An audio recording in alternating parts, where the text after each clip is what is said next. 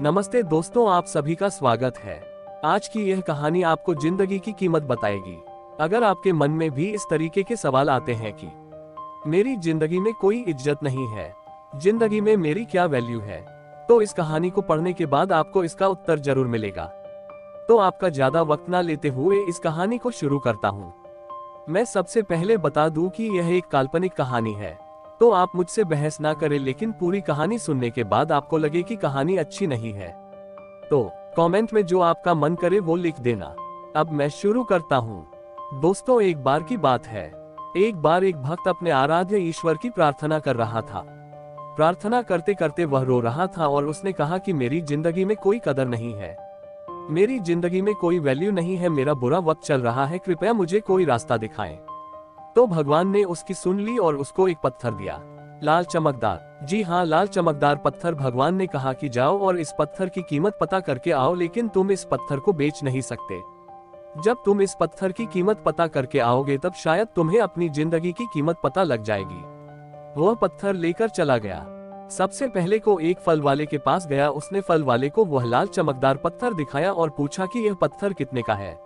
तो उसने कहा कि इसके बदले में तुम मुझसे 1 दर्जन आम ले सकते हो, लेकिन उसने कहा मैं इस पत्थर को बेच नहीं सकता, मुझे सिर्फ इसकी कीमत पता करनी है। फल वाले ने कहा कि मैं इसके बदले में आपको सिर्फ 1 दर्जन आम ही दे सकता हूँ। अब वो आगे चला गया। आगे जाकर वो एक सब्जी मंडी में पहुंचा। सब्जी मंडी के थोक विक्रेता की दुकान पर वह पहुंचा। तो उसने कहा ये पत्थर कितने का है। उस विक्रेता ने उस पत्थर को ध्यान से देखा और कहा कि इस पत्थर की बदले में मैं तुम्हें 1 बोरी आलू दे सकता हूँ। तो भक्त ने कहा यानी कि आपकी नजर में इस पत्थर की कीमत 1 बोरी आलू के बराबर है। सब्जी वाले ने कहा हाँ बिल्कुल। भक्त बोला लेकिन मैं इस पत्थर को बेच नहीं सकता, क्योंकि मुझे सिर्फ इसकी कीमत पता करनी है। वह आगे चला गया। वह मार्केट में गया। अब की बार वह सुनार की दुकान में गया, यानी कि सोने चांदी की दुकान में गया। वहाँ वह आधे घंटे तक बैठा रहा। सुनार ने पूछा कि यह पत्थर तुझे कहाँ से मिला। तो उसने सारे जवाब दिए। सुनार ने फिर आखिर में जवाब दिया कि यह पत्थर मैं 1 करोड़ रुपए में खरीद सकता हूँ, यानी कि मेरे लिए इस पत्थर की कीमत 1 करोड़ रुपए है। वह चौंक गया, लेकिन उसने कहा कि मैं इस पत्थर को बेच नहीं सकता, मेरी मजबूरी है, मुझे सिर्फ इसकी कीमत पता करनी है। सुनार ने कहा कि मैं तुम्हें इस पत्थर के 2 करोड़ रुपए दे सकता हूँ। वो कहते हैं ना कि हीरे की परख जौहरी को होती है। वही बात थी फल वाला और सब्जी वाला क्या जाने।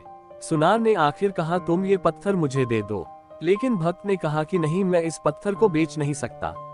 अब वह हीरे के बहुत बड़े व्यापारी के पास जाता है और उस पत्थर की कीमत पता करता है।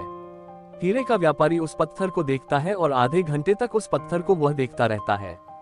उससे पूछता है कि यह पत्थर तुम्हें कहाँ से मिला। भक्त बोला कि पहले आप मुझे बताओ कि इसकी कीमत क्या है। हीरे का व्यापारी कहता है कि इसकी मैं क्या कीमत बताऊं, जो बेशकीमती है, यह एक बहुत मूल्यवान रत्न है जिसकी अभी तक कोई कीमत नहीं है, इसका कोई मूल्य नहीं है।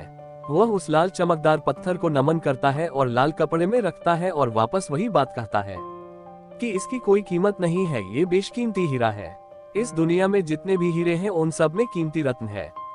अब वह वापस जाता है और वह भगवान से कहता है कि अब आप बताइए मुझे कि मेरी जिंदगी की क्या कीमत है।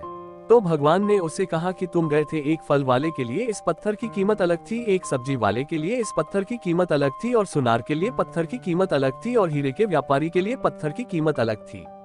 तो यही बात तुम्हारी जिंदगी में भी लागू होती है, यानी कि तरह तरह के लोगों के लिए तुम्हारी वैल्यू अलग अलग है।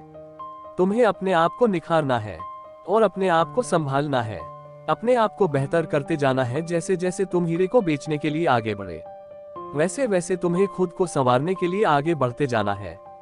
जिस दिन तुम हीरे के व्यापारी के संपर्क में आ जाओगे, उस दिन तुम्हारे अंदर का टैलेंट पहचान लिया जाएगा। उसी दिन तुम्हें वह अपॉर्चुनिटी मिल जाएगी या तुम्हें वह अवसर मिल जाएगा जिसकी तुम्हें तलाश है। तो तुम्हें हताश होने की जरूरत नहीं है। तुम्हारी जिंदगी की कीमत उसी लाल पत्थर की कीमत के बराबर है। बस यही है कि अभी तक तुम सही इंसान के संपर्क में नहीं आए हो। जिस दिन तुम सही इंसान के संपर्क में तुम आ जाओगे, उस दिन तुम्हारा भाग्य चमक जाएगा। लेकिन इसके लिए तुम्हें हर दिन प्रयास करना होगा, हर दिन आगे बढ़ते रहना होगा। जिस दिन तुम रुक गए उस दिन संभावनाओं का अंत हो जाएगा। अंत में आपसे विदा लेता हूं और मुझे पूरी उम्मीद है कि यह कहानी आपकी जिंदगी को बदल सकती है और इस कहानी से आपको भी काफी अच्छी सीख मिली होगी।